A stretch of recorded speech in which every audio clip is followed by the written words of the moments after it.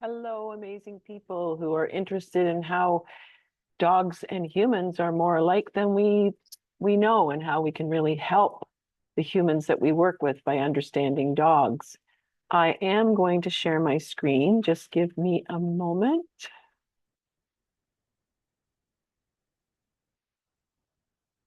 Okay. So what we're going to talk about first is bonding, which is relationship building. And anyone who's in the helping professions understands that building a relationship with the people that you're helping is critical to making transformative changes.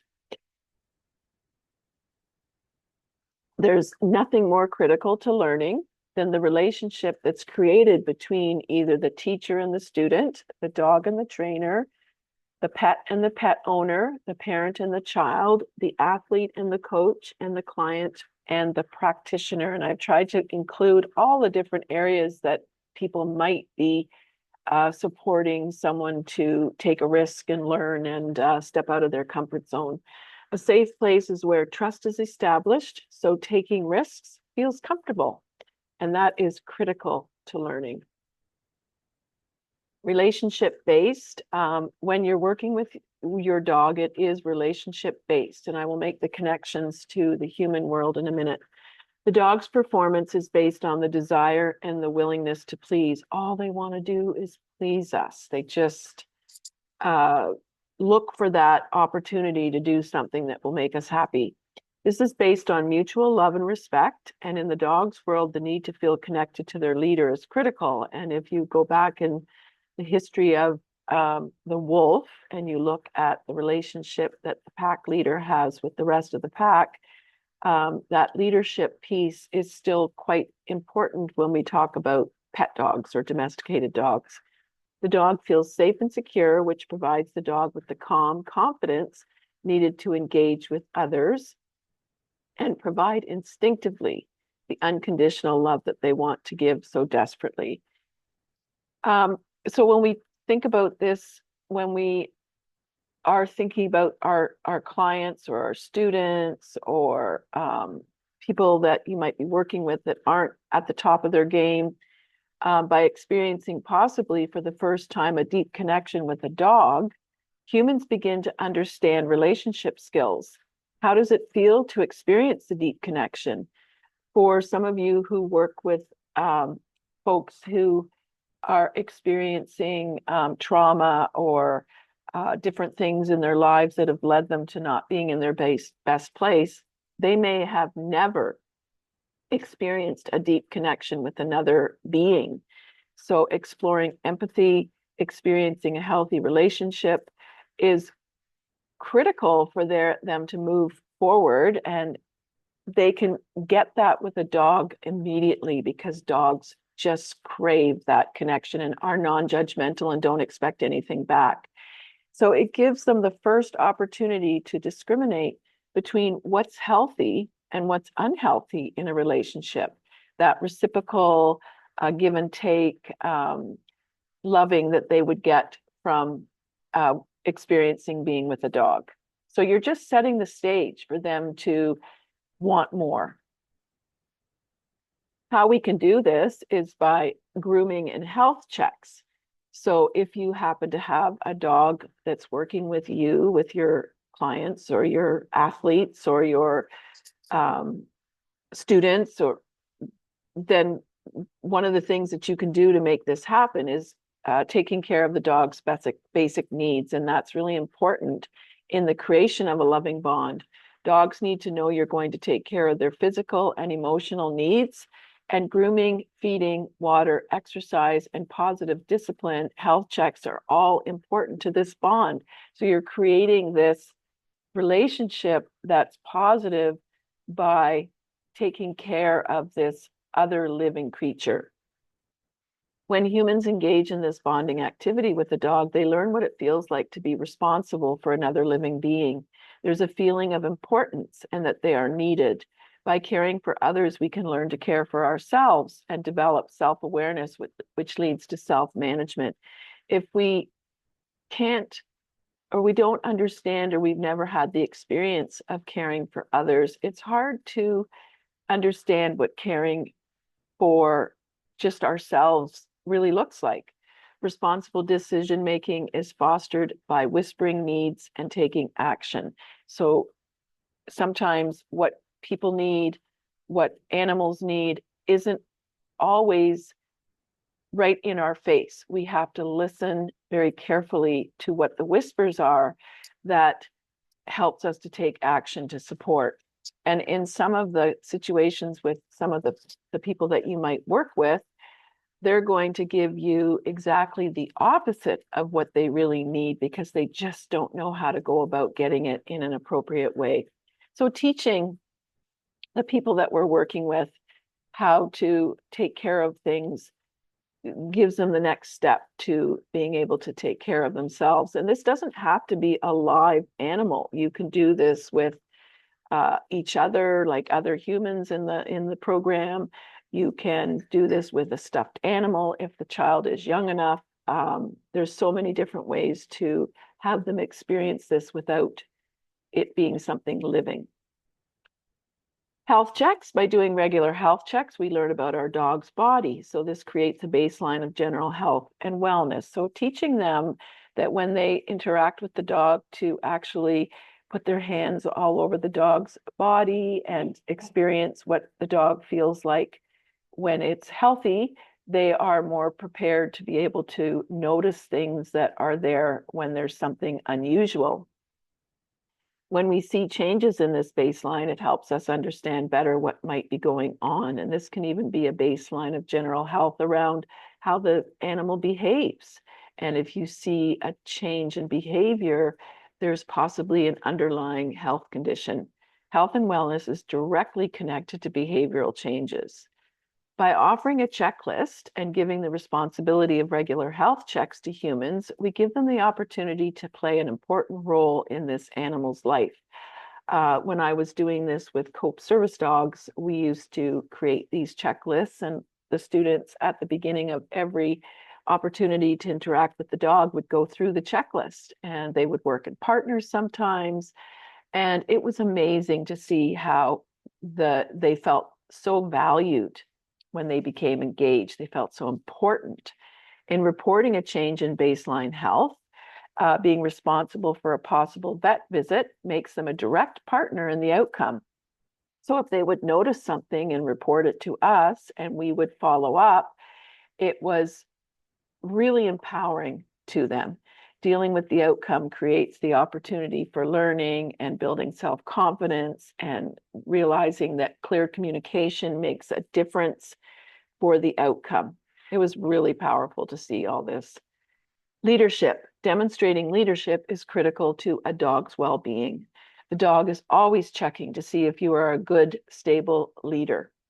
Showing you are the leader of the pack is based on the origins from the wolf, as I mentioned earlier.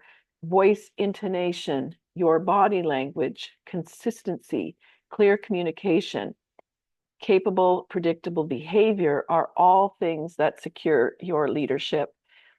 And I know as a teacher in a classroom, my students were always looking to make sure that I was solid in my leadership.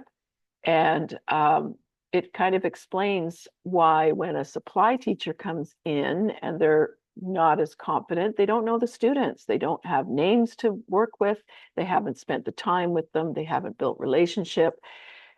The students can take full advantage of that and literally, excuse the pun, but eat the supply teacher alive. And even I would find that if I had an off day and I wasn't feeling well, or I just wasn't in the right place, that they could try to take advantage of me as well. And dogs will do exactly the same thing. They will challenge us when they sense weakness in their leader. Don't take this personally. It's the dog's way of instinctually ensuring survival. And it's the same with your clients, your students, your own children. They want to know that you are stable and going to protect them. So they're always looking for that stability and that consistency. Humans learn to understand their behavior and how it impacts others. So they can relate what they're seeing when they're engaging with the dog to what they're seeing when they're engaging with others.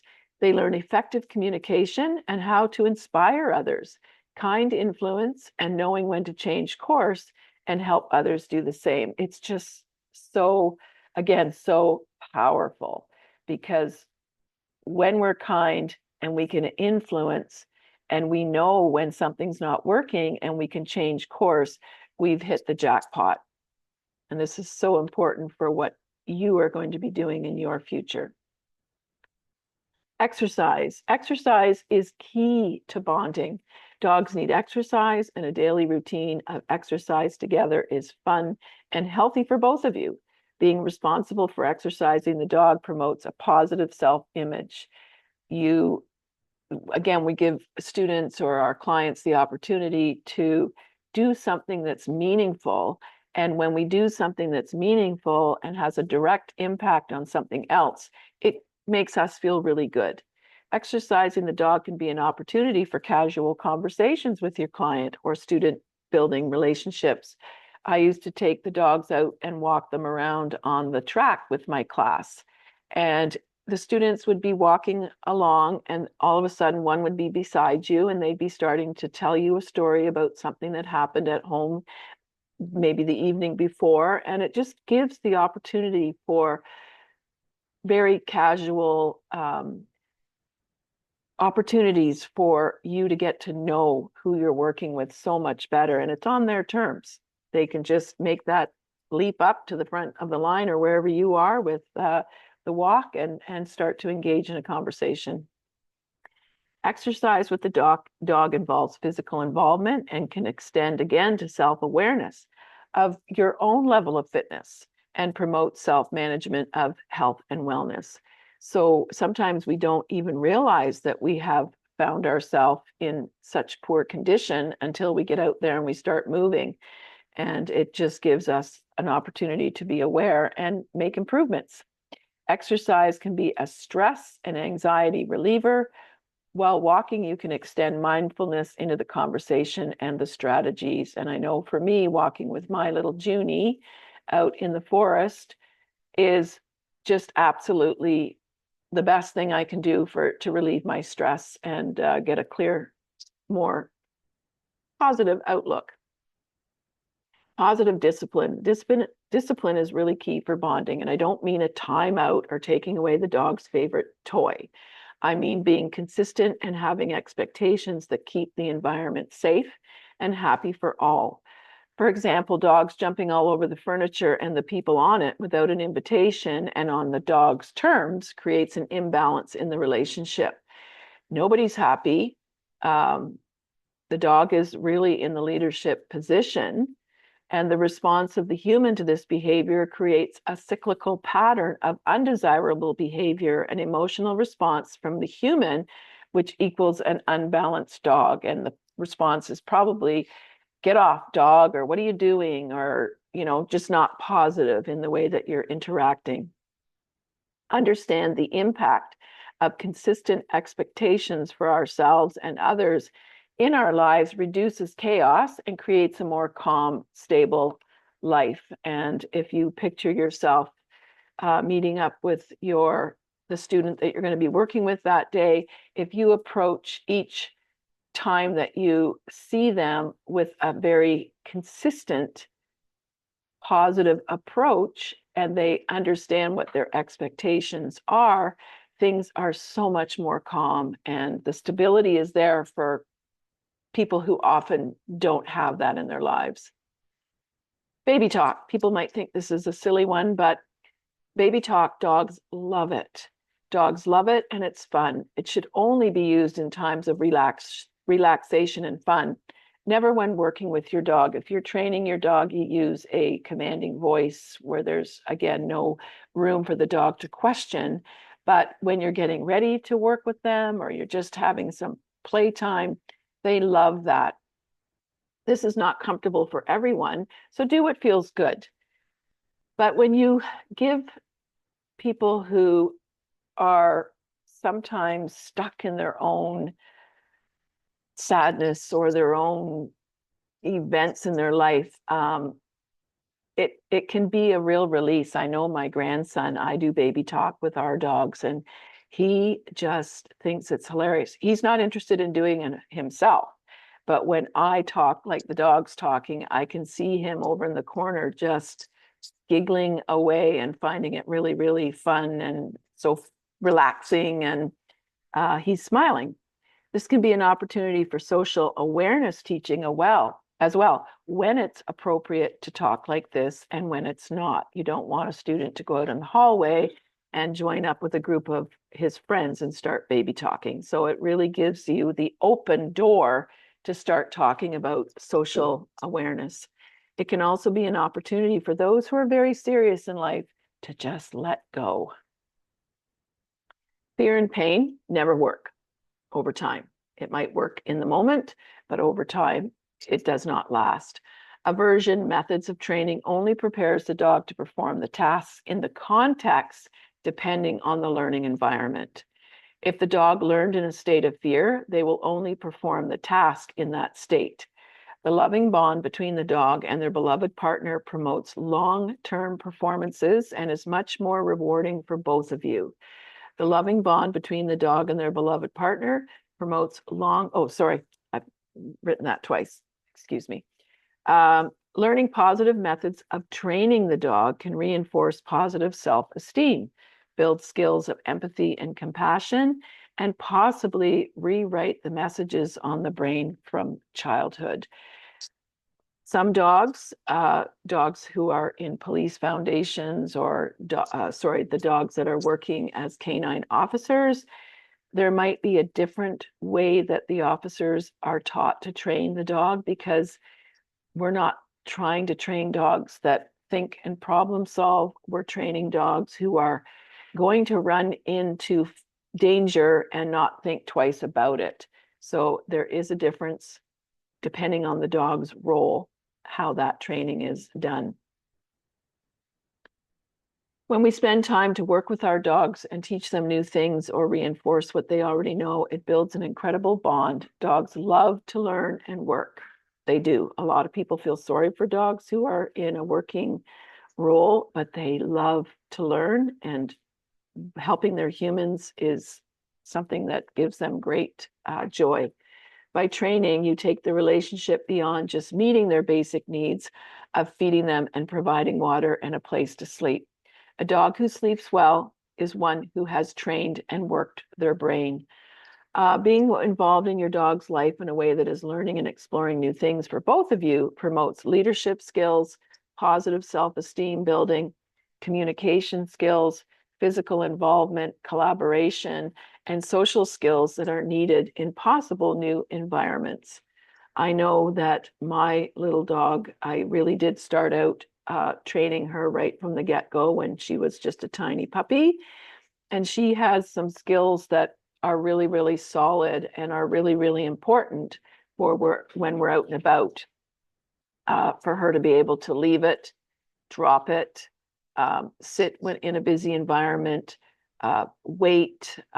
Those are things that keep her safe, and she has the best recall of any dog I've ever had. If you have a busy dog, trying agility or some of the other fun things available challenges their brain and their physical side, and it creates a bond. So know that when you're working with the people that you are working with, all the time that you're teaching them new things and giving them, helping them work their brain and keeping them physical, you're actually building confidence and leadership skills and all those really, really important things. And the last slide is Charity and my bond. Charity and I had a unique bond because we spent 24/7 together. From puppyhood, she came to work with me, and we spent all of our leisure time finding things to do together. I also was her trainer, and training is a big bond builder. The relationship I was so lucky to have with her is one that cannot be put into words. It is one I hope everyone can experience once in a lifetime. And that's my puppy. All right. Thank you so much. Beauty. Have a great day.